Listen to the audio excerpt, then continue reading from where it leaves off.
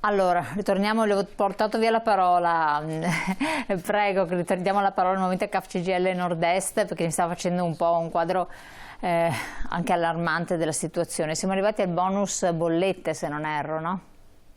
Sì, oltre a quanto detto dal collega di Federconsumatori, appunto per quanto riguarda le bollette luce e gas è stato ampliato l'ISE di riferimento da 12 a 15 mila euro. Sembra una cifra piccola, questi 3 mila euro, però come stavo dicendo prima della pubblicità, nel novero è sempre comunque un aiuto perché se si pensa ai nuclei familiari magari di 3-4 persone vuol dire che se il reddito e il patrimonio viene ripartito tra 3-4 persone, può essere che ci stiano dentro un maggior numero di persone possibili. Mi permetto anche di spendere, a proposito di luce e gas, una parola in questo senso. Per quanto riguarda le bollette della luce, ricordo anche agli utenti che se hanno a casa un soggetto disabile per il quale è necessario l'utilizzo di un macchinario per la sopravvivenza, sia esso per l'alimentazione oppure perché per la respirazione, per la ventilazione, per quant'altro, tramite il rilascio di una certificazione da parte dell'ASL di competenza è sufficiente fare la domanda, possiamo farla noi CAF tranquillamente, di disagio fisico. Che cosa consiste? È una riduzione della tariffa della bolletta elettrica per quanto riguarda il mantenimento di questi macchinari. Siccome sono macchinari che comportano l'utilizzo di grandi quantità di energia elettrica, in presenza di disagio fisico praticamente si ha la possibilità di utilizzare, che è un bonus statale perché è riconosciuto in tutta Italia, la possibilità di avere questa riduzione degli importi delle bollette. Questo è un grande aiuto, magari alcune persone non lo sanno, basta farsi fare l'attestazione dall'ASL di competenza, rivolgersi al CAF e chiedere il disagio fisico. Questo è anche un aiuto. Poi se nella richiesta da parte dell'ASL prevede l'utilizzo di macchinari salvavita, addirittura fa sì che in automatico, se questi macchinari sono necessari per il salvavita e non può essere interrotto, vengono dispensati poi, queste utenze vengono dispensate dai distacchi programmati di energia elettrica, perché vanno a tutela della persona che sta male e che altrimenti senza energia non potrebbe sopravvivere. Per cui ci sono questi vantaggi che magari non sempre si sanno. L'unica accortezza è che quando cessa la condizione di utilizzo per svariati motivi, magari per il trasferimento del disabile in un istituto o perché purtroppo muore il disabile stesso, si deve avere l'accortezza di comunicare all'ente che eroga il servizio energetico la disdetta praticamente dell'utilizzo del bonus. Inoltre, per quanto riguarda il gas, bisogna prendere in considerazione che il sindacato della CGIL, assieme alla CISL e alla UIL, localmente lavora per sensibilizzare anche gli enti erogatori del gas.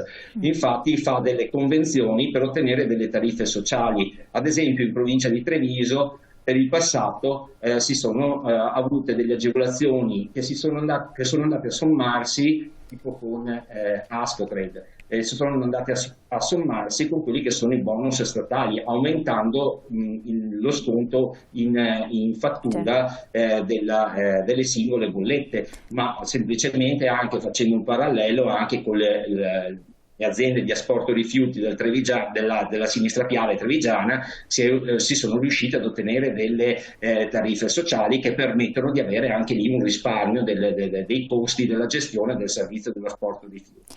Guardando la slide rapidamente, quella del bonus bollette, vediamo bonus luce e gas, soglia ISDI di accesso da 12.000 a 15.000, direttamente in bolletta viene lo sconto. Sì, quello viene erogato direttamente in bolletta. Quelli che ho accennato sono aggiuntivi che però sono collegati e per cui possono essere anche quelli, basta che si informino presso le nostre sedi se localmente anche la CGIL con i sindacati confederali agiscono. Sottolineiamo però tranne per coloro che hanno un riscaldamento centralizzato, perché allora non entra in bolletta ma viene fatto un'erogazione a parte. Vabbè, quindi riscaldamento centralizzato, attenzione. Sì. Invece per quel che riguarda i pellet, riduzione IVA al 10% per l'acquisto di pellet, questo avviene in automatico con l'acquisto per tutti? Sì. Sì, praticamente sì, perché avendo approvato la riduzione la riduzione dell'IVA del 10%, automaticamente quando si va a acquistare non si paga più il 22%, ma si paga il 10%, per cui si risolve con il pagamento della fattura o dello scontrino. Per l'energia c'è l'azzeramento degli oneri generali di sistema per le utenze fino a 16,5 kW, anche questo direttamente in bolletta. Sì, sì. E poi per il gas metano appunto la riduzione al 5% dell'IVA, per cui anche quello si risolve direttamente in bolletta, con il pagamento della bolletta, si ha già il vantaggio nella bolletta stessa. Passiamo alla slide del reddito alimentare velocemente. Sì, erogazione di pacchi alimentari. L'abbiamo commentata prima, ma magari è l'assegno unico che stiamo discutendo. Giusto? Proprio sì, esatto, proprio veloce, giusto per ribadire alcuni concetti. Appunto anche qui, per effetto anche dell'inflazione, le soglie dell'assegno unico, da 15.000, le soglie ISE dell'assegno unico, per cui la soglia minima entro cui si prende il massimo del contributo è stata elevata da 15.000 euro a 16.214, la soglia massima è stata elevata da 40.000 a 43.240, sempre per effetto dell'inflazione, e poi sono stati maggiorati praticamente del 50%, per tutti i figli praticamente le quote spettanti per le famiglie con almeno 3 figli a carico e con un ISE inferiore ai 40.000 euro. E da febbraio praticamente è stata aumentata del 50% la maggiorazione forfettaria spettante alle famiglie con almeno 4 figli, per cui si passa da 100 a 150 euro l'anno che si trovano liquidate nell'erogazione dell'assegno unico. Quindi sempre l'ISE è la condizione sine qua non? Sì, sempre. Allora, ormai sì, per tutto. Vediamo le altre agevolazioni legate all'ISE a questo proposito, vediamo anche la slide.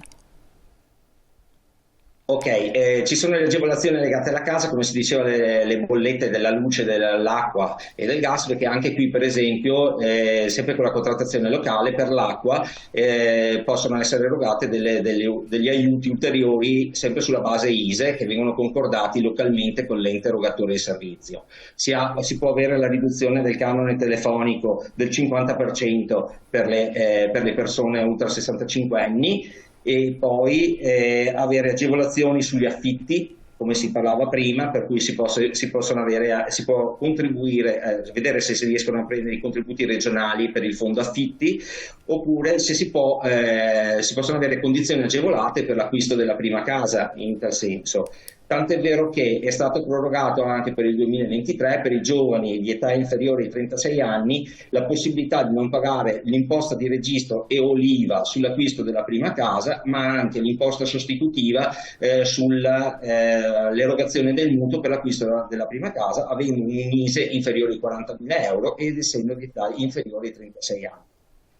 Poi per quanto riguarda le agevolazioni dei figli, l'ISE, a parte l'assegno unico di cui abbiamo appena parlato, è necessario per ottenere delle borse di studio regionali, per cui per vedersi riconoscere i contributi a titolo di spese scolastiche, oppure per la mensa, per il trasporto scolastico, per la riduzione delle tasse universitarie, certo, per i figli che vanno all'università, oppure per ottenere dei contributi per l'alloggio per chi studia fuori sede, e addirittura anche in taluni casi per l'esenzione della quota della retta dell'asilo nido. Siamo in chiusura, velocemente: persone disabili, persone anziane, menzioniamole sempre con praticamente ci sono i contributi regionali che permettono di mantenere a casa l'anziano o il disabile a casa, per i quali vengono erogate appunto l'impegnativa di cura domiciliare oppure dal comune di appartenenza, oppure i sussidi che vengono erogati per i dipendenti pubblici, che si chiamano home care,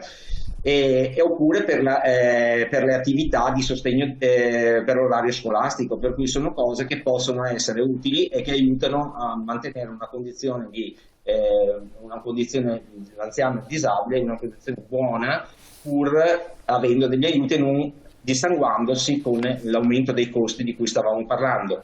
Naturalmente la cosa primaria, l'ISEE è usato anche per ottenere l'abbassamento delle rette della casa di riposo, che anche lì si è visto che tra inflazione, caro gas e altro si sono impennate notevolmente. Perfetto, siamo in chiusura, slide finale che tutte le sedi regionali dello SPCGL del Veneto la vediamo insieme, www.spi.veneto.it, Federconsumatori Veneto c'è il numero di telefono www.federconsveneto.it, CGL CAF 800 730 740 numero di telefono, numero verde, www.caf.it. Io vi ringrazio tantissimo, siamo arrivati fuori in tempo massimo, avevo modo ancora di parlarne perché è doveroso farlo naturalmente, tanto con Paolo Ormesi, Presidente Federconsumatori Venezia, quanto con Graziano Basso, responsabile fiscale CAF CGL Nord-Est. Grazie a entrambi. Grazie a voi. Grazie a voi telespettatori. Grazie. Rivedete in replica la puntata sul nostro sito perché ci sono tanti aspetti interessanti e poi naturalmente per le delucidazioni e gli approfondimenti ci sono le sedi Federconsumatori e naturalmente del CAF, oltre che lo SPCGL. Grazie. Grazie a tutti.